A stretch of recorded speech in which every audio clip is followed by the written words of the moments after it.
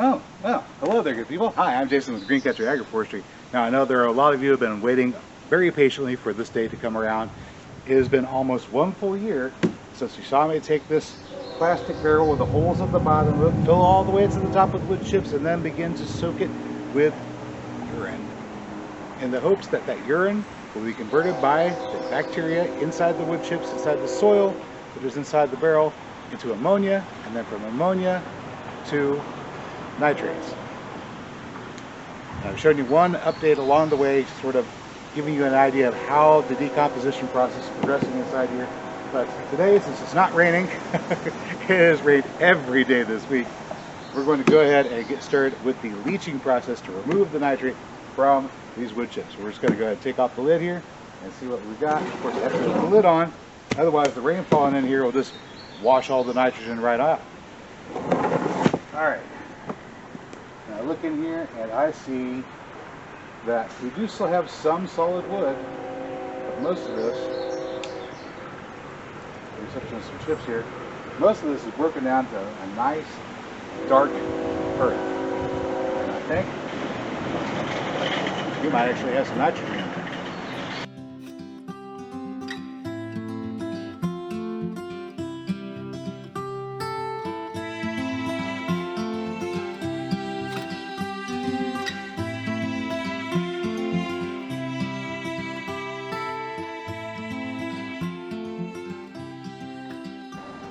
Alrighty, so most of the information I'm working off of comes from a pamphlet published in 1862 by a professor of chemistry at the University of South Carolina by the name of Joseph LeConte. You can still look this up, it's still in the Library of Congress.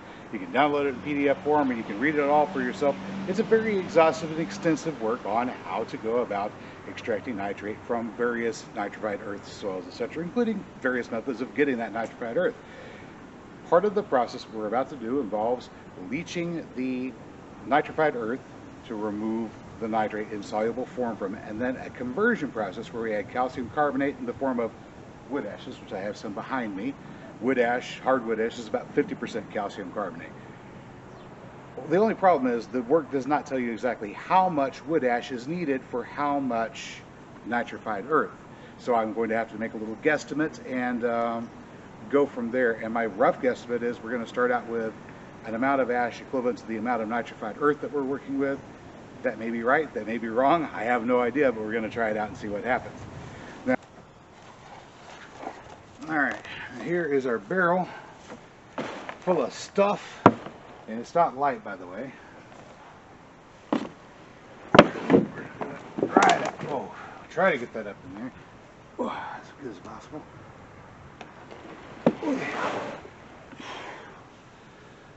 Oh my goodness, not light at all.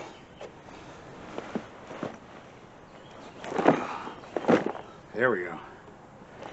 There we go, folks. There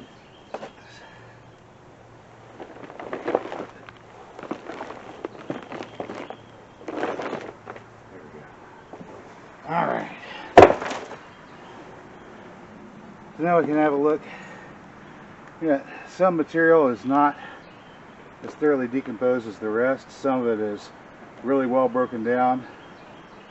Right here towards about where the middle of the bucket was, that's where we've got our best decomposition. This is almost pure dirt right there. So that's what we'll get our sample from. Stuff that's mostly dirt. Alright, I figure we'll get ourselves about a quart of that. There we go. About a quart of this good black dirt.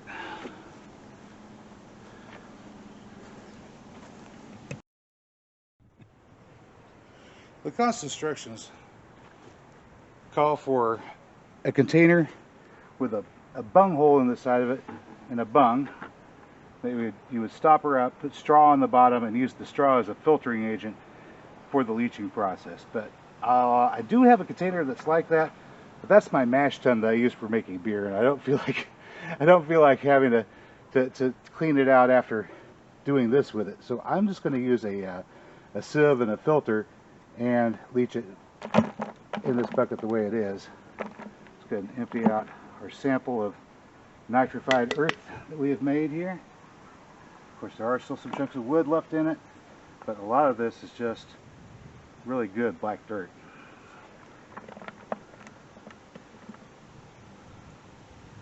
And that's pretty nice.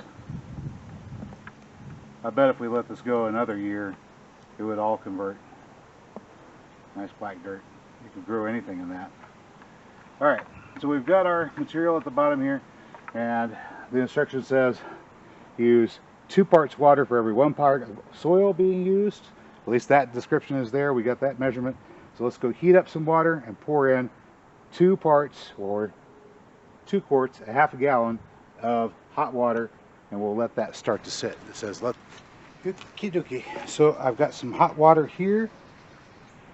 Hot water helps the nitrate dissolve. Dissolves better in hot water than cooler water, so we're just going to go ahead and do 2 quarts of water. And double the water to the amount of material. So that'll be 2 quarts or half gallon.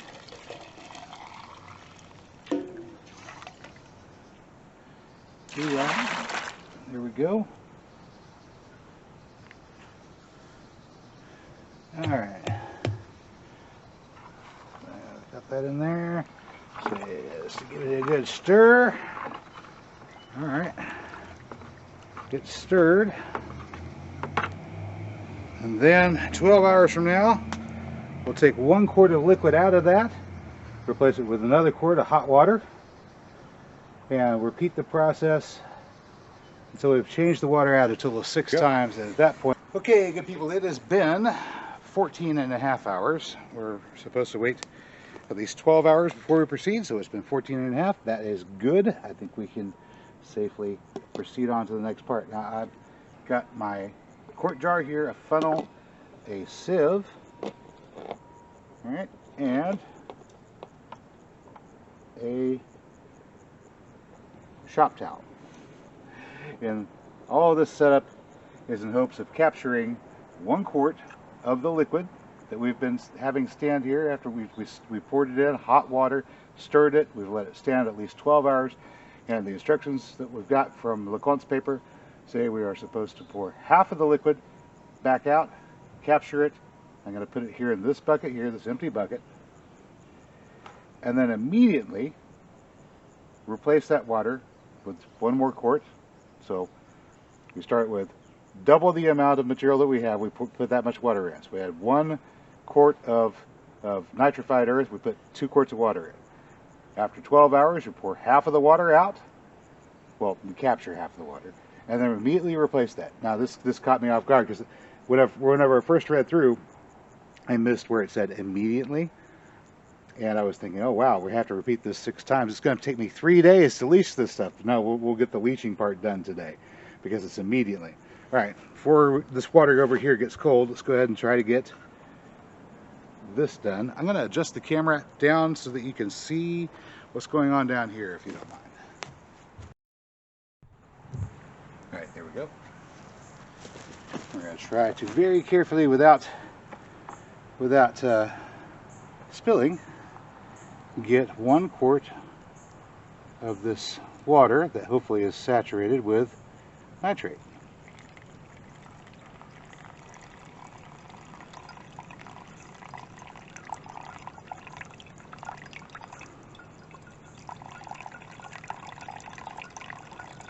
Without getting any of the big stuff in there.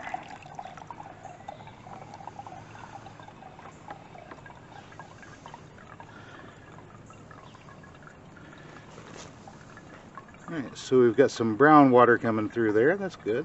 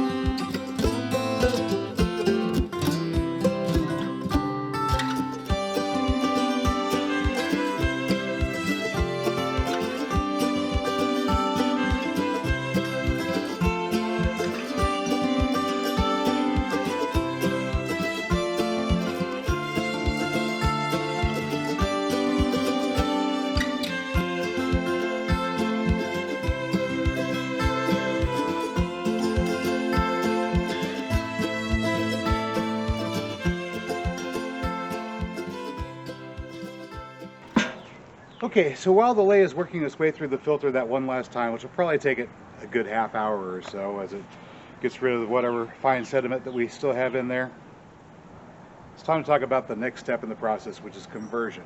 You see, that lay does contain potassium nitrate, but it contains other nitrates as well as other salts of potassium, magnesia, lime, and so on and so forth. A bunch of impurities. So what we're going to do is introduce calcium carbonate from wood ashes. We collected some of these yesterday. Well, not yesterday, day before yesterday. And I have some more left in the cooker from yesterday's dinner. I left the lid all the way open here so that it could burn all the way up. We're going to remove the ash pan from there, catch those ashes in here. We're going to sift them to get rid of any non-ash particles that might be left. We're going to use that sieve for that. And then we will be well on our way to making our potassium nitrate. Alrighty then. Okay, I got my sifter. I got an empty bucket here, and of course our bucket full of ashes right here. There's the ashes. And of course we have some parts of the ashes that are a little bit more dense than others, bits and pieces of unburned wood, stuff like that. So we are just going to take our empty bucket, put it right there, and take our ashes and pass the ashes through the screen so we can get rid of the unburned wood, of course, naturally. And then we will add the lay to that. All right, so here we are. We've got our sieve set up with a little shop towel there to catch the particulate stuff. I've heated the lay up so it's pretty hot. We're going to go ahead and pour it through that filter.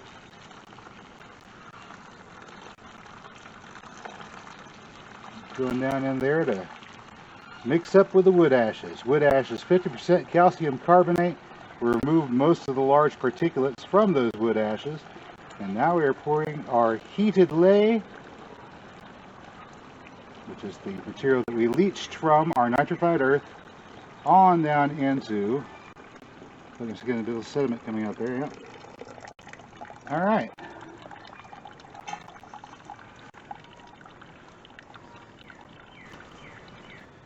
All right, I think that's most of it. And yeah, we captured some of that sediment in the shop towel, so not a total waste. I've got a stir stick right here, and we're just going to go ahead and make sure that we've got this entire mix thoroughly stirred up and mixed together. I think that will help immensely. So calcium carbonate is currently interacting with the various mineral salts that are in the lay and causing solid particulates, hopefully, to precipitate and fall out of the solution. I don't know how long we need to let this set, so I'm just going to go ahead and give it an hour, and we'll be back after that. We'll filter it one more time back into our kettle, which I'll clean in the meantime, and then we will proceed to our boiling down, removing of organic matter, and extracting the solid mineral salts that should fall. Now that we've allowed the mixture of lay and ashes to cool and settle for a bit, we can tell that most of the particulates have now gone to the bottom, and I've got my kettle cleared out. I've got my sieve here with a fresh shop towel on the top of it for filter. I'm going to very gently pour whatever is here through that filter, and hopefully we will have something that we can work with here.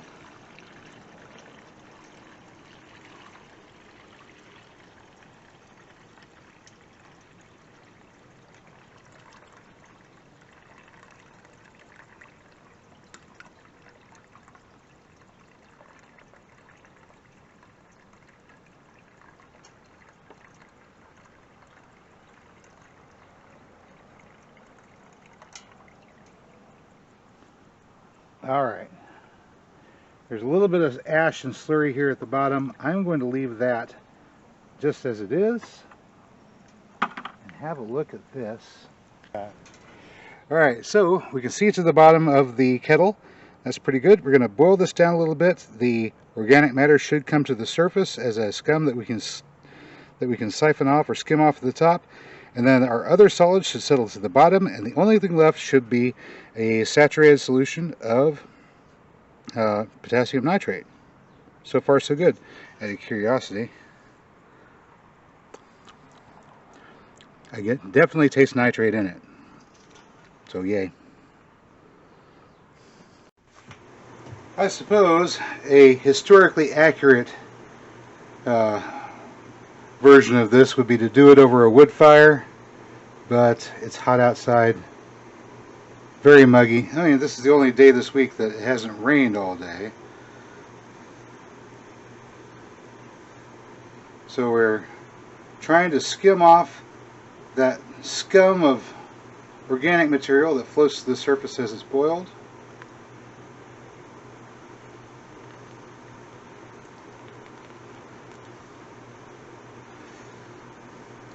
I guess if we were making a beer, we'd call this the trub. Mostly proteins. Anyway, that forms that sort of scum at the top, and we just sort of lift that off as we boil. Everything else should settle down.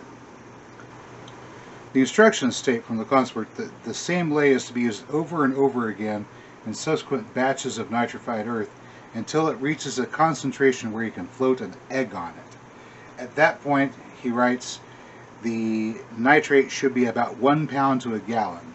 A gallon of water is 8 pounds. So if 1 out of 8 pounds was nitrate, that's 1/8 or about 12.5% nitrate would be the solution.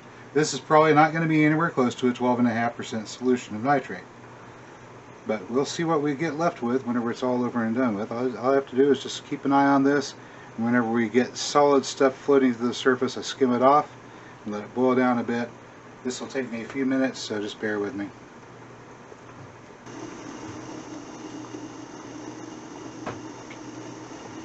Okay, so if you're a human being, an adult, and you're well hydrated, you're going to give us about 2 liters of urine per day.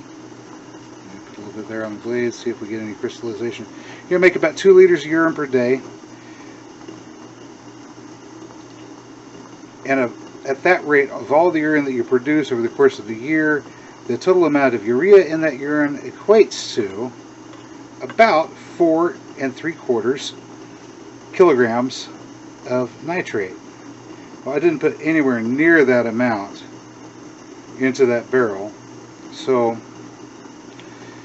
just guesstimating, see, no crystallization yet, I gotta boil it down more. Just guesstimating, I'll be lucky to get maybe 5 grams out of that sample that I pulled. 5 grams is probably the maximum amount that would be in there. How much I'm actually getting out, that's a different story. Might be getting 2 grams.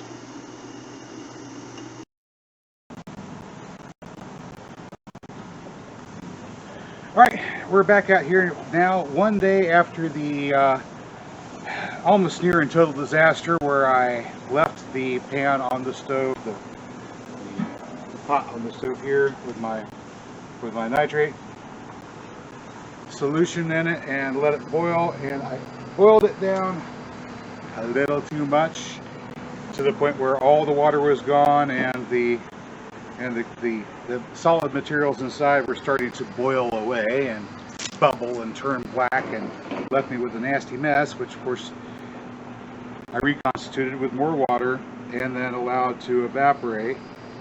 And here we have it. You can see it. Hang on a second. Let me get this liquid thoroughly covering so you can properly see it as it happens. And so you can see the liquid draining out underneath the crystals that have started to form in the pan. Ha! So several of these are very long needle-like nitrate crystals, and I know that we've got nitrate in there. The part that's left behind is mostly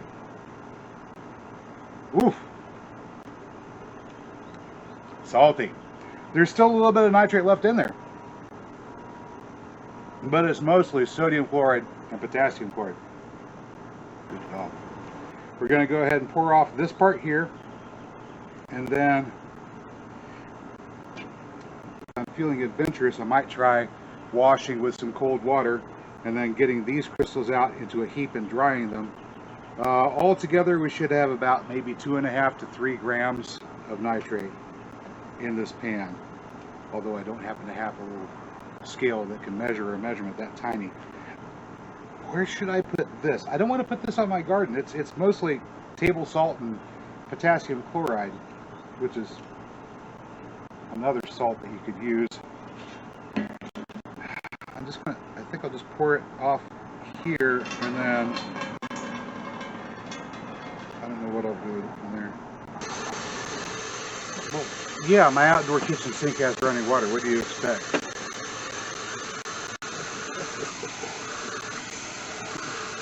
And I can either run it off of city water, or I could use the manual hand pump out there in the pump house to pump it up into the 300-gallon vessel up there, and then use the water pressure that I generate from having elevated the water supply to give me running water. So yeah, grid goes down, I still have running water. Isn't that cool? Just have to work for it a little bit.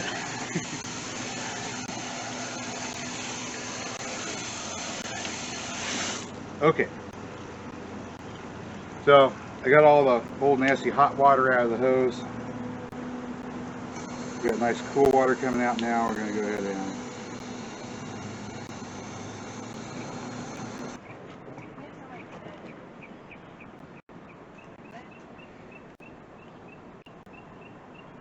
people. So yesterday we took our scorched ley that had some of the crystalline salts at the bottom of it, and we reconstituted it with water again, and now we've let it form new crystals, which are here. I don't know if you can really make that out in the pan. Actually, I'll tell you what, let's bring the camera in close so you can see what I'm doing here. So we have little tiny crystals forming all over here, and of course a little bit of that liquid left. That liquid has still got a little bit of the sodium chloride and potassium chloride in it. So we're just going to tilt this dish pan to the side and let the liquid run off down here to the bottom.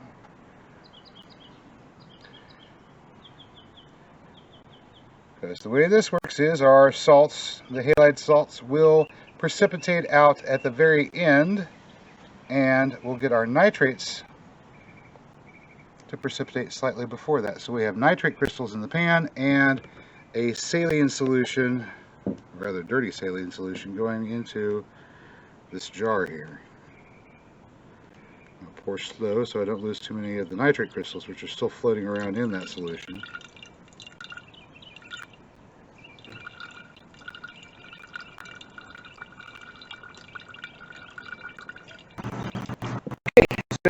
While in this 90-degree heat, and the pan full of crystals has dried out.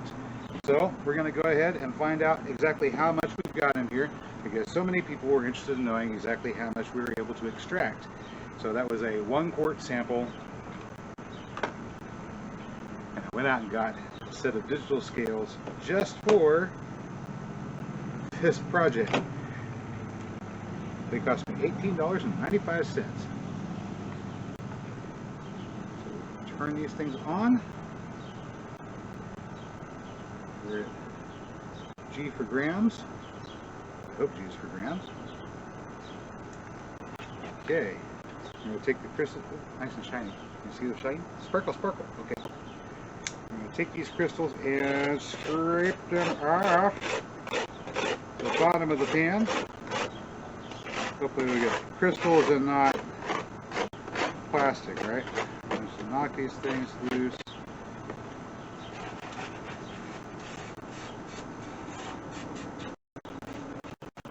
Oh, still a little bit wet here, so I'm going to have a little bit of water weight.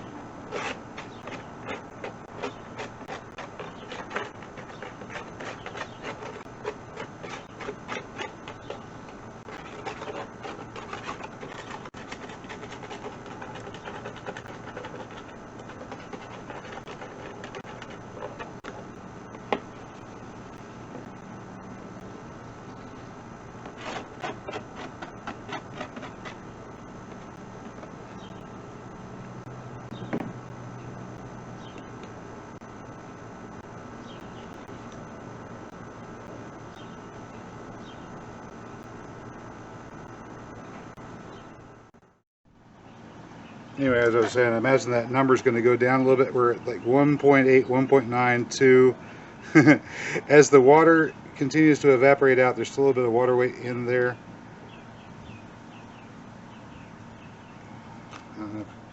Can we read the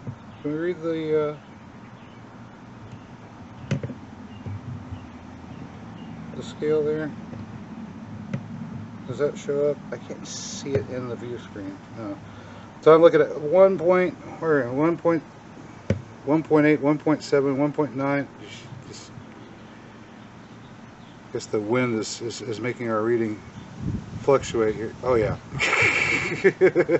So we're hovering right around 2 grams whenever the wind's not blowing and affecting the scale, because it's a very, very light scale.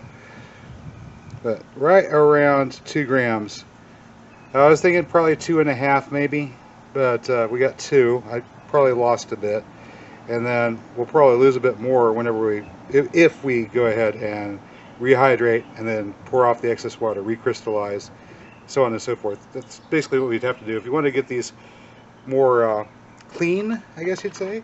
You'd add some more water, pure water, to it to dissolve it, and then recrystallize it and pour off the excess water. Every time you do that, some of the dirt goes along with it until eventually we'd wind up with pretty clean crystals. But there we go. Nice little tiny needles of potassium nitrate crystals. Okay, so there we have it, good people. 1 year and change from the time that we loaded this barrel up with the wood chips and started pouring on the urine. It was somewhere between 15 and 20 gallons ultimately that we wound up putting in here, converting the urea from the urine into ammonia, then to potassium nitrate with the aid, of course, soil bacteria. And we've got our finished product, which is, of course, under the tarp right here. We have all of our that we've made. Extracted nitrate from that. But of course, for my purposes, I don't need crystal. But of course, for my purposes, I don't need crystallized nitrate. I just need this stuff as fertilizer. Look at how nice that black dirt is right there. I don't know. We'll bring the camera in close so we can get a good look at it when we get the wheelbarrow full. So I'm going to load this up, and we're going to put it all along the rows here with our tomato plants, and we're going to fertilize our tomatoes with this stuff right here. Now, I was estimating that we'll probably get anywhere from maybe 2 to up to maybe as much as 3 or 4%. Am I saying that right? No. Anywhere from 2 to up to 3 or 4 grams of nitrate out of 1 quart of material. Here we have 25 gallons of material. That's quite a bit of nitrogen. I think we can spread it across these 2 48-foot rows of tomato plants and get some nice healthy tomatoes out of it. Oh, the mosquitoes are out bad today. Yeah, well, that's what happens whenever it rains so much. So we are going to fill this up here and get that done. But just for a moment, I'm going to bring the camera up close and we'll get a look at what's going on in the wheelbarrow, and I'll share some thoughts about our recent experiment. Well, if we were doing this just to make fertilizer, take a look at this. This is some beautiful black dirt that we managed to come up with. Yes, there's still a little bit of wood material left in there, so we're going to lay it down like it was a mulch, and it's going to leach out nitrogen into the soil. That'll go to the plants, and that'll be great. Some things that I observed that I was really impressed with. First off, really the quantity of nitrate that we were able to get out of this, even though I didn't put as much urine down on the chips as I thought I was going to. Just 20 gallons overall over the course of the year was all we got. This is almost completely dirt in some cases. That wood's all right. Wood's just crumbling apart. It's mostly dirt here. So even though I didn't use as much urine as I thought I was going to wind up even though I didn't wind up using as much urine as I thought I was going to wind up using, we still wound up with a great end result from that. There was actually more nitrogen in this than just would come from the urea itself. But that's not completely surprising. Surprising, yeah, not completely surprising, given that these wood chips were sifted wood chips that were mostly leaf debris and a little bit of wood. Ah, so you went for the smaller stuff to begin Yeah, the with. smaller stuff already had the leaf debris, which was also high in nitrogen to begin with. So we were looking at a minimum, your organic matter like this should be at least 10% nitrogen to begin with. That's what a good organic soil should have in it. So getting somewhere between 2 and 5 grams out is not unusual, or at least it shouldn't be unusual, is what I should say. I was very surprised that the wood ash, when we put the ley into it, look at that dirt. When we put the ley into the wood ash, I was very surprised at how clear it came out. So anyway, we're gonna put this out there on the tomatoes. Woohoo!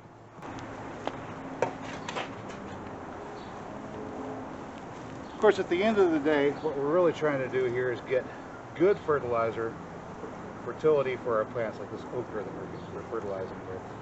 And we know that since this does have a very high nitrogen content, we can mulch with this. And not only is it a mulch, but it's also our fertilizer.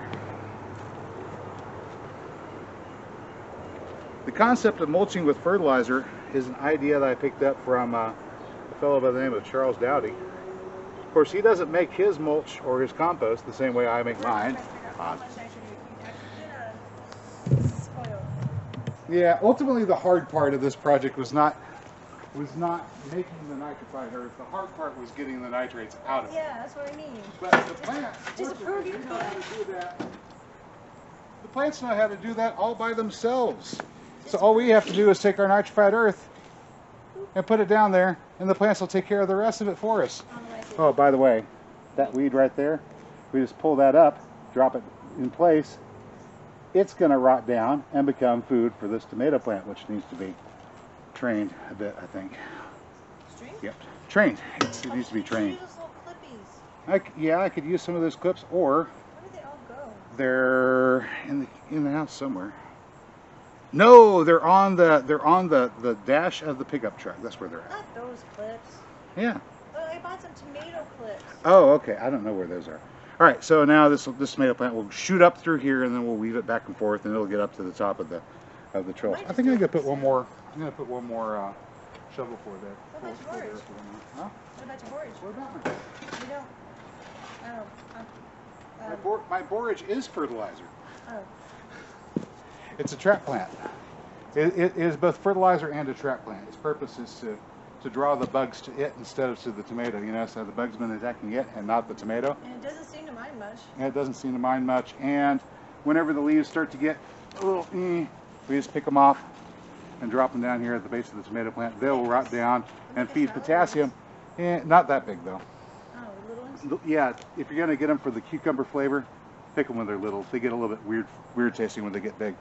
But they're full of potassium. They're going to rot down, and they're going to feed potassium to the tomato plant, which is going to help it grow and produce more flowers and more tomatoes, obviously.